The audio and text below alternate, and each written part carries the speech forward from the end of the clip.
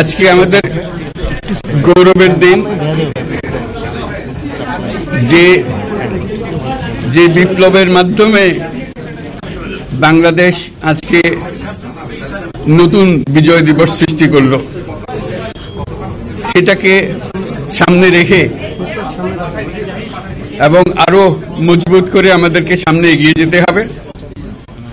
যারা এটা সম্ভব করেছে, যে তরুণ সমাজ, তাদের প্রতি আমি আবার সমস্ত প্রশংসা এবং কৃতজ্ঞতা জানাচ্ছি তাদেরকে। তারা আমার পাশে আছে।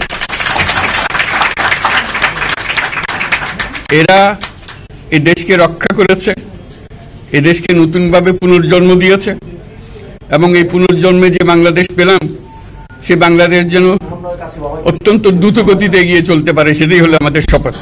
সেটা আমরা রক্ষা করতে চাই, এগিয়ে যেতে চাই। আজকে আবু সাঈদের কথা মনে পড়ছে আমাদের, যে আবু সাঈদের ছবি বাংলাদেশের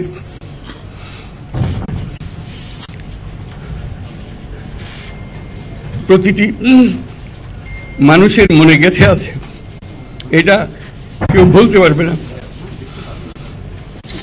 কি অবিশ্বাস্য একটা সাহসী যুবক,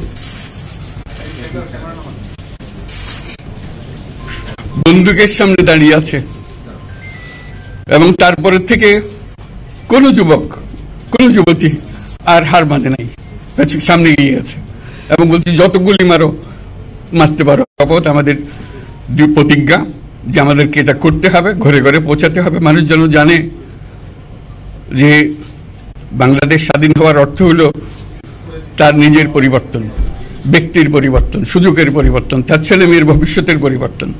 এটা যেন প্রত্যেকে বুঝে নেয় এবং আজকে তরুণ সমাজকে বোঝানো যে এই দেশ এটা তোমাদের হাতে, তোমরা এটাকে তোমাদের মনের মতো করে গড়ে তুলবে।